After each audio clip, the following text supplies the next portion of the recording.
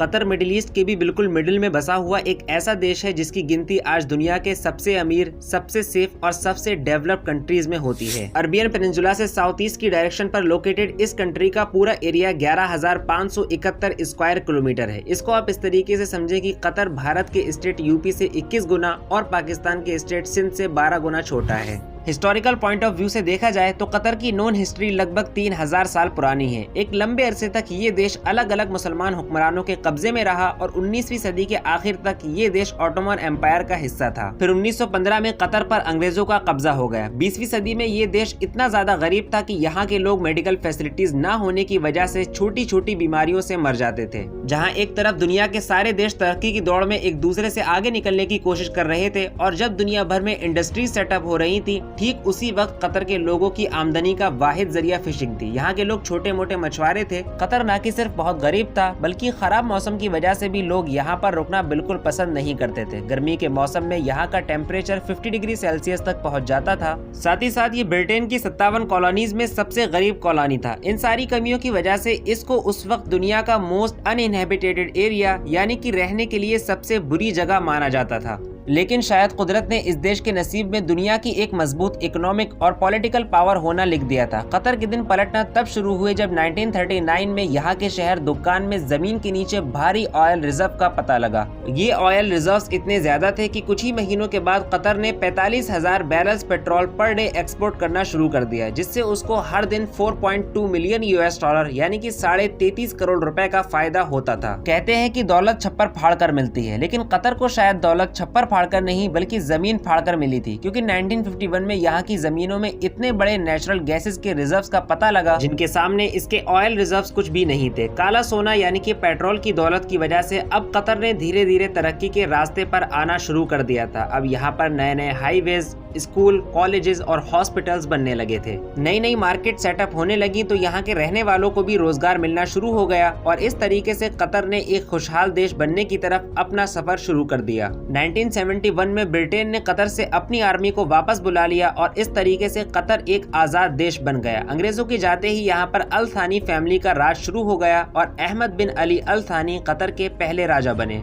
Interesting बात यह है कि इसी साल यूनाइटेड अरब एमिरेट्स की बुनियाद रखी गई और यूएई के पहले प्रेसिडेंट खलीफा जायद अल नहयान ने कतर को यूएई में शामिल होने का ऑफर दिया, जिसको कतर किंग ने बुरी तरीके से रिजेक्ट कर दिया। सब कुछ सही चल रहा था कि 1985 में दुनिया भर में ऑयल के प्राइसेस क्रैश होना शुरू हो गए, जिससे कतर को भारी नुकसान का सामना करना पड़ा। इसकी इकोनॉमी एक लंबे समय तक इस झटके से उभर नहीं पाई और जब काफी दिन गुजरने के बाद भी हालात नहीं सुधरे तो कतर के किंग अहमद बिन अली अल थानी के बेटे तमीम बिन अहमद अल थानी ने अपने फादर का तख्ता उलटकर देश को अपने कंट्रोल में ले लिया। अपनी इकोनॉमी को स्टेबल करने के लिए नए किंग ने पहली बार नेचुरल गैसेस को एक्सपोर्ट करने का फैसला लिया और उनके इस कदम की वजह से कतर को बेइंतहा फायदा पहुंचा। दुनिया भर में नेचुरल गैसेस की बढ़ती डिमांड की वजह से इस छोटे से देश को बहुत ज्यादा इंपॉर्टेंस हासिल हो गई, यहाँ तक कि इसका फॉरेन रिजर्व जल्द ही 100 बिलियन US क्रॉस कर गया। इसी बीच एक ऐसी बुरी खबर आई जिसने इस देश के फ्यूचर पर क्वेश्चन मार्क लगा दिया। असल में स्टडी में ये पता लगा कि कतर का ऑयल रिजर्व 2023 तक खत्म हो जाएगा। आने वाले वक्त की मुसीबत से बचने के लिए कतर किंग ने यहाँ की इकोनॉमी को डाइवर्सिफाई करने का फैसला लिया। अब तेल और नेचुरल गैसेस के जरिए आई हुई दौलत को नए नए फील्ड्स में इन्वेस्ट किया जाने लगा। इस सिलसिले का पहला कदम उठाते हुए कतर गवर्नमेंट ने 1996 में जजीरा सैटेलाइट चैनल नाम से एक न्यूज चैनल की शुरुआत की, जिसका नाम बाद में अल जजीरा पड़ा।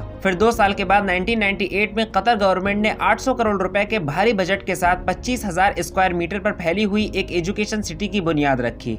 2005 में गवर्नमेंट ने कतर एयरवेज को लॉन्च किया, जो कि आज दुनिया की सबसे सेफ एयरलाइन है। दोस्तों, आपको बताते चलें कि कतर एयरवेज दुनिया की इकलौती ऐसी एयरलाइन है जो 7 कॉन्टिनेंट्स के 90 से भी ज्यादा कंट्रीज में अपनी सर्विस प्रोवाइड कराती है। 2020 में कोरोना पैंडेमिक की वजह से जब दुनिया की सारी ही एयरलाइंस घाटे में जा रही थी तो उस वक्त भी कतर एयरलाइन 1.5 बिलियन US के फायदे में थी।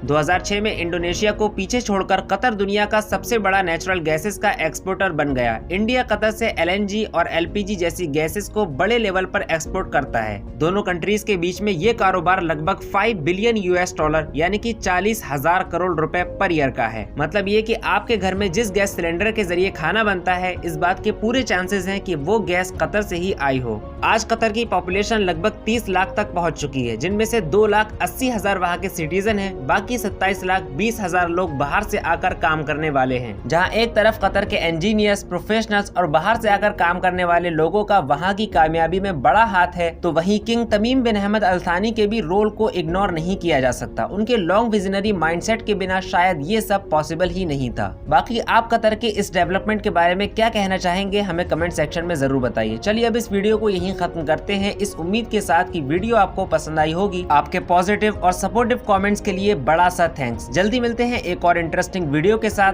तब तक के लिए अलविदा।